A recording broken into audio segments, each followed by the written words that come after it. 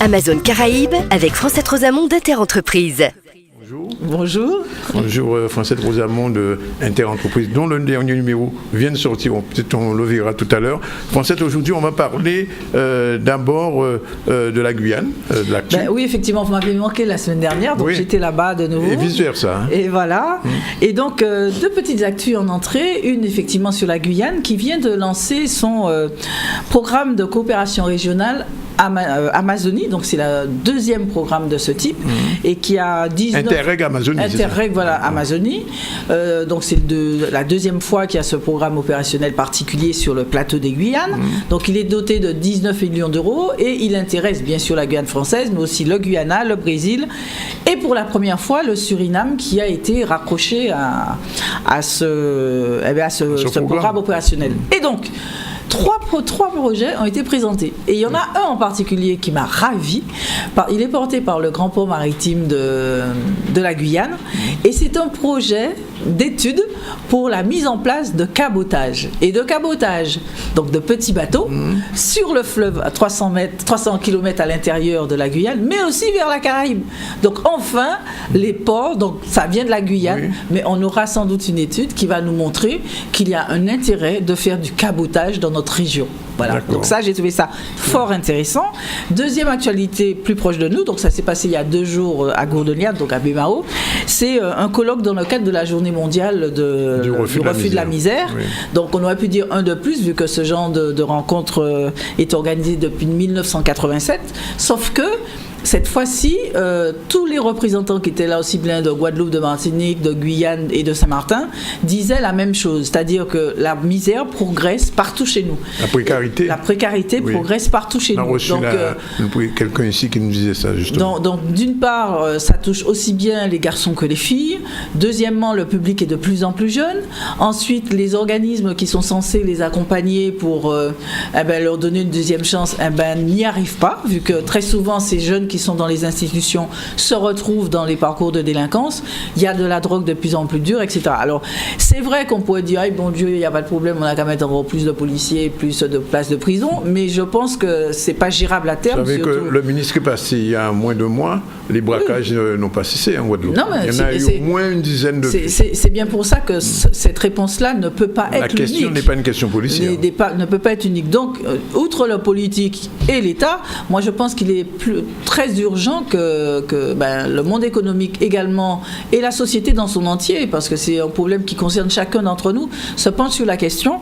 Et d'ailleurs, je pense que le colloque avait comme thème l'humiliation et l'exclusion à la participation, parce que c'est bien ça dont il s'agit. Cette population qu'on regarde en étant assez condescendante, en disant bon Dieu, c'est fautio, etc., c'est pas forcément le cas. Et même si ce serait le cas, je crois qu'il est plus que temps d'imaginer autre chose. Donc cette inclusion par tous les moyens qu'il puisse exister. Donc, un vrai sujet. Moi, je considère qu'on voit nos économies qui sont en train de péricliter et c'est pas les petits soubresauts, les 100 millions ou 150 millions signés non, mais bon, les sommes signées par l'Agence française de développement, par exemple en Martinique, et puis je viens de sortir de la Guyane aussi, pour essayer de mettre un peu de carburant dans les économies, c'est pas ça qui sera suffisant.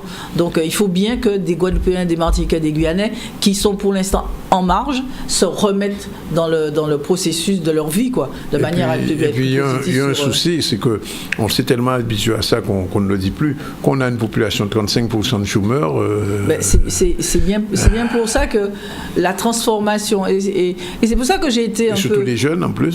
J'ai été un peu contrite de voir que l'AFD a été de bonne volonté, de se dire, elle essaye de mettre autour de la table des gens différents qui jusqu'à présent ne se parlent pas trop, aussi bien en Guadeloupe, en Guyane et en Martinique, pour essayer d'imaginer un avenir commun, notamment économique, parce qu'effectivement, il faut générer plus d'activités, il faut faire émerger de nouveaux secteurs. Il ne faut plus que ce soit les mêmes qui soient toujours dans les positions, etc. Et ce qui m'a un peu contrit, c'est aussi bien en Guadeloupe qu'en Guyane, les vrais acteurs n'étaient pas là, quoi. Oui. C'est comme s'il y a autre chose à faire. Non, c'est ça l'urgent. Ouais. Faire les choses de manière à ce que l'activité économique redémarre sur des bases saines au profit du plus grand nombre et non pas de quelques-uns. On ne va pas jusque-là, mais j'ai bien envie de poser la question. Est-ce que vous pensez, vous avez le sentiment que nos politiques ont une vision économique réelle ? Ne répondez pas aujourd'hui. Non, voilà, je vais vous faire une thèse lors de une prochaine chronique. D'accord, merci. On continue. Oui, alors le sujet aujourd'hui concerne l'industrie. Voilà un secteur d'activité qui a été...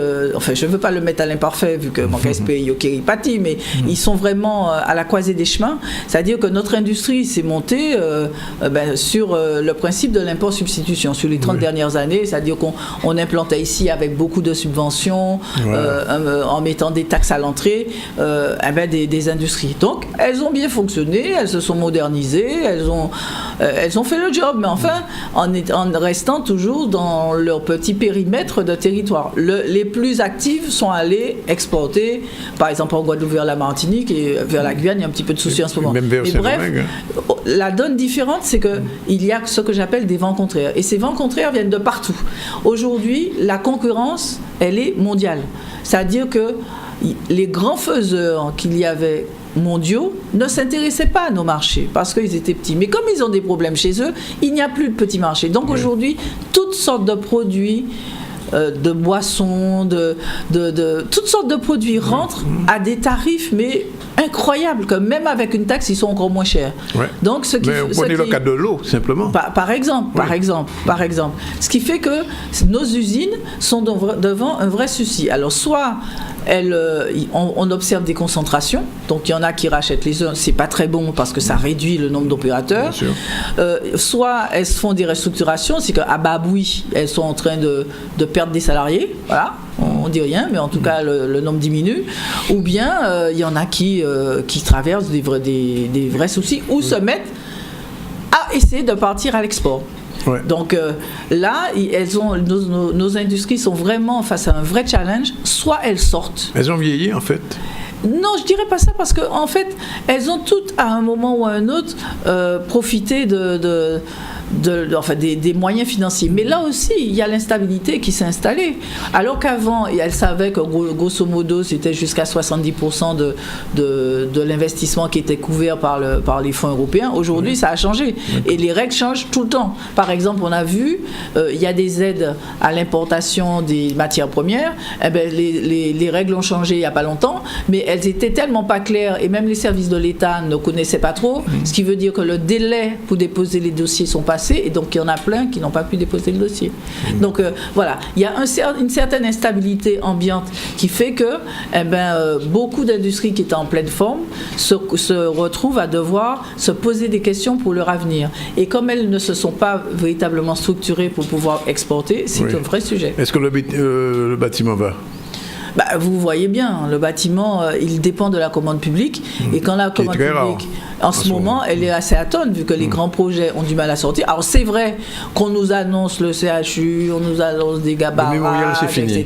Le mémorial, c'est fini. Mais bon, pour l'instant... Il y aura un Martinique ? J'en sais rien. Semble-t-il. J'ai cru entendre ça. Moi, je crois qu'il y ait comment dire... La culture, c'est un vrai sujet, c'est un produit économique, on le voit. Les industries culturelles, ça existe. Ça existe.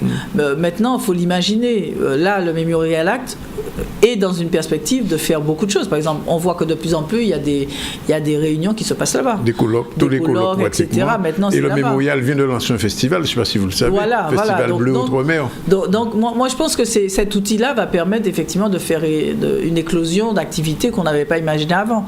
Un outil permet ça. Bon, la Martinique n'est peut-être pas encore dotée d'un équivalent. Bon, est-ce qu'il faut qu'elle fasse un Memorial Act ? On ne faut pas qu'on soit dans la copie systématique. Bon. En bref, on va terminer. En bref, on termine. Alors, une petite chose intéressante, j'ai trouvé, c'est pour ça que je vous en parle. L'ADEME, donc l'Agence de l'environnement et de la maîtrise de l'énergie, vient de sortir un petit guide pour permettre aux cantines de réduire leurs déchets dans la restauration collective. Ouais. Donc, on estime que 200 grammes par jour sont jetés en moyenne de nourriture, ce qui fait plus de 40 000 euros de chiffre d'affaires par an. Ouais. Donc, il y a beaucoup de... Il faut les recycler, c'est ça ? Non, mais il faut déjà regarder, c'est ce que propose ce petit guide, une méthode pour regarder tout au long du cycle de fabrication jusqu'à la consommation, quelles sont les zones de perte. Ouais. Ça peut être quand on achète Oui. Ça peut être quand on n'épluche pas mal, ça peut Oui. être dans les parts, Et ça qu'on peut sert être aussi. quand on sert, ça peut être en fait, etc. Et en tout cas, leur objectif, c'est de diminuer cette quantité de 50%. Et ça, pareil, c'est un vrai sujet parce que c'est vrai que j'ai entendu dire ça par Monseigneur, mais on a bâti l'économie dans laquelle nous sommes sur le déchet, c'est-à-dire en posant comme principe qu'on peut jeter. On peut tout Or, jeter. je pense qu'il faut sortir de ça. Il faut recycler.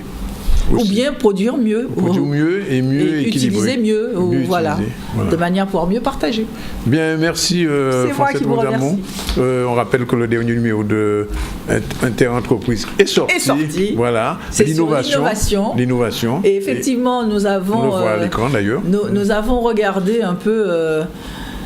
qu'est-ce qui se passe? C'est-à-dire qu'aussi bien l'Europe que la France ont décidé de faire de l'innovation un vrai sujet de développement pour les 20 prochaines années. Donc ils ont mis un paquet d'argent, des milliards. Vous le direz à la ministre que vous allez sûrement voir aujourd'hui. Pour l'instant, même pas des gouttes arrivent chez nous. Donc, donc on a fait un peu une enquête et on constate qu'effectivement, c'est un vrai chemin de croix pour les entreprises qui ont des projets d'innovation. Et nous avons décidé, justement, entre notre numéro de septembre jusqu'à celui de décembre, de parler de systématiquement tout ce qui concerne les mesures en matière aussi bien fiscale pour pouvoir aider à l'innovation et les fonds non européens sur lesquels les entreprises peuvent aller émarger. La semaine prochaine, on serait content si vous nous parliez un petit peu de l'arrivée de Free, et du bouleversement que ça fera. Il est 13h15, on continue l'information avec Mendy et on vous remercie encore, Francette. C'est moi qui vous remercie. Amazon Caraïbes avec Francette Rosamond d'Interentreprise.